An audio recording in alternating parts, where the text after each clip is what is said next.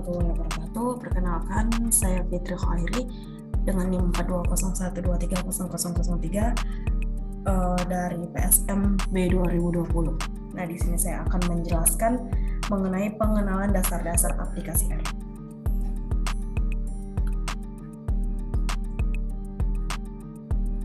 Sebelumnya, kita cari tahu dulu apa itu R programming. R programming adalah sistem perangkat lunak yang dirancang secara khusus untuk mengerjakan semua hal yang berkaitan dengan statistik. Bahasa pemrograman R menyediakan bermacam-macam teknik statistika, yaitu diantaranya adalah pemodelan linier dan non-linier, analisis deret waktu, statistik klasik, dan lain-lain.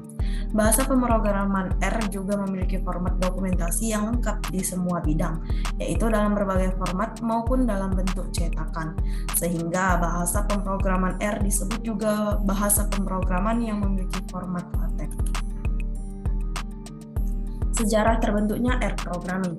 Pada awalnya, versi pertama bahasa pemrograman R dibuat oleh Rolf IHK dan Robert Gentleman dari Universitas Auckland. Nama R berasal dari huruf pertama nama depan kedua orang tersebut. Mereka adalah statistikawan asal Selandia Baru, sedangkan R kini dikembangkan oleh tim inti. Bahasa pemrograman R dapat digabungkan dengan software lainnya. Di antaranya adalah program statistik, manipulasi, perhitungan, dan penampilan grafik lainnya seperti SPSS, Microsoft Excel, dengan menyediakan fasilitas import dan ekspor data. Selain itu, R dapat melakukan import file software lainnya seperti SAS, Minitab, Stats, Systat, dan AppInfo. Lalu perkembangan R programming. Berdasarkan publikasi yang dirilis IEEE Spectrum Rank Language pada tahun 2017, R berhasil masuk ke dalam 10 bahasa pemrograman terpopuler. Bahasa pemrograman R menempati posisi yang cukup tinggi, yaitu berada pada posisi ke-6 di atas bahasa pemrograman JavaScript dan PHP yang berturut-turut berada pada posisi ke-7 dan ke-8. Sampai saat ini, yaitu sampai tulisan ini dibuat, versi bahasa pemrograman R yang terbaru adalah R241. Fitur-fitur R programming dan kelebihannya. R mempunyai karakteristik yang membedakan dengan software lainnya, yaitu selalu dimulai dengan prompt yang biasa disimbolkan dengan kurang dari pada konsolnya. Yang pertama, Basic Math. Basic Math pada R programming yaitu operasi dasar seperti tambah, kurang, kali, bagi, kuadrat, dan modus. Yang kedua, variabel. Variabel adalah tempat untuk menyimpan sebuah value. Seperti misalnya X kurang dari 10, itu artinya X mengandung nilai 10. Dan yang ketiga, data types.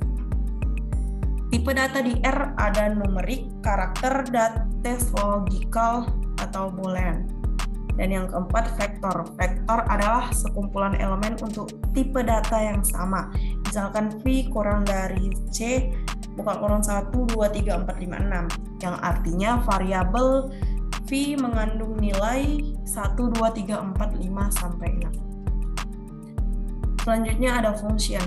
Kita dapat membuat fungsi sendiri di R. Fungsi ini memudahkan kita jika memiliki serangkaian proses dan mengembalikan nilai.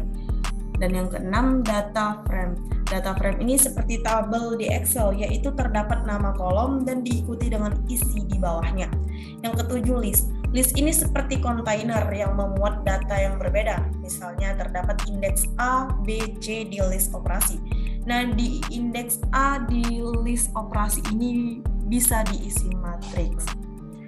Yang ke-8 ada matriks. Matriks seperti yang dipelajari di SMA. Matriks berisi indeks kolom dan row, hampir mirip dengan data frame namun representasinya dan rules-nya berbeda. Yang ke-9 ada arrays. Array ini jarang dibahas orang. Jika matriks 2 dimensi, array ini 3 dimensi. Dan yang ke-10 ada conditional statement. Hal ini yang lumayan penting, sering digunakan karena nilai input yang bervariasi. Kelebihan dari R programming. Kelebihan pertama yaitu sintaksnya mudah dipelajari dengan banyak fungsi-fungsi statistik yang terpasang. Yang kedua, efektif dalam pengolahan data dan fasilitas penyimpanan. Yang ukuran file yang disimpan jauh lebih kecil dibanding software lainnya. Yang ketiga, lengkap dalam perhitungan array.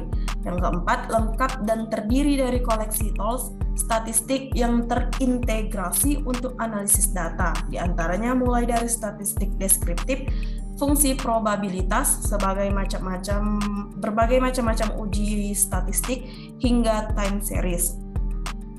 Yang kelima, tampilan grafik yang menarik dan fleksibel maupun kustomis. Yang keenam, dapat dikembangkan sesuai keperluan dan kebutuhan, yaitu bersifat terbuka, di mana setiap orang dapat menambahkan fitur-fitur tambahan dalam bentuk paket ke dalam software R. Yang ketujuh, R merupakan salah satu jenis bahasa pemrograman komputer. Bagi para programmer yang sering membuat program, akan mudah menyesuaikan dan mempelajari bahasa ini. Yang kedelapan, bagi sebagian pengguna GUI dengan sistem menu, R juga menyediakan banyak GUI yang berbasiskan sistem menu, antara lain R Studio, ThinR, R Commander, dan masih banyak lagi lainnya. Dan yang terakhir, penggunaan R tidak dibatasi, bahkan dapat digunakan untuk tujuan komersial. Nah, untuk mencari atau praktikannya ke dalam R Studio atau aplikasi R ini, kita pertama mencari data. Di sini saya menggunakan 37 data. Lalu kemudian kita mencari min, median, modus, kuartil 1, kuartil 2, kuartil 3, nilai minimum dan nilai maksimum dari data tersebut kan. Caranya gampang. Pertama, kita tinggal klik summary, lalu kita buat data nilai bahasa Inggris. Kemudian klik enter. Nah, di sini sudah muncul semua, dari nilai minimumnya 45, nilai kuartil 1-nya 66, mediannya 75, minnya 74,78, kuartil 3 83, dan nilai maksimumnya 95. Demikian penjelasan yang dapat saya jelaskan. Kurang dan lebihnya saya mohon maaf.